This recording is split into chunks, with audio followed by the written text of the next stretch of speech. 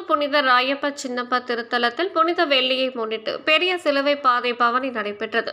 கிறிஸ்தவர்களின் Easter பண்டிகைக்கு முன்னதாக வரும் 40 நாட்கள் தவகாலமாக கிறிஸ்தவர்களால் நம்பிக்கையுடன் கடைபிடிக்கப்பட்டு வருகிறது. இதில் கடைசி வாரத்தை புனித வாரமாக கருதி இயேசு கிறிஸ்து சிலுவையில் அறையப்பட்ட தினமான இன்று புனித வெள்ளியாக உலகம் முழுவதும் அனுசரிக்கப்படுகின்றனர்.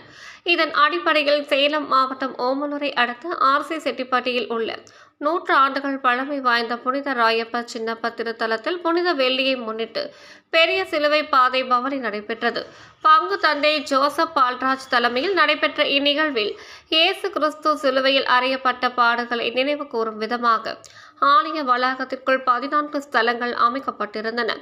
ஒவ்வொரு ஸ்தலத்திற்கும் ஒரு பக்தர் என மொத்தம் 14 பக்தர்கள் மரத்தினால் ஆன பெரிய சிலுவையை சுமந்து பவனியாக சென்றனர். கிறிஸ்தவர்கள் அவர்களை தொடர்ந்து சென்று பிரார்த்தனையில் ஈடுபட்டனர். சிலுவை பாதை தியானத்தின் இறுதியில் பேசிய பங்கு தந்தை ஜோசப் பால்ராஜ், இயேசு கிறிஸ்து சிலுவையில் அறையப்பட்டு பட்ட துயரங்கள் அனைத்தும் இறுதியில் அன்பை மட்டுமே நமக்கு விட்டு செல்வதாகவும், அந்த அன்பை நாம் பிறரிடத்தில் பகிர்ந்து என்றும் மனித நேயத்துடன் வாழ வேண்டும் என்று கூறி இறை ஆசி வழங்கினார்.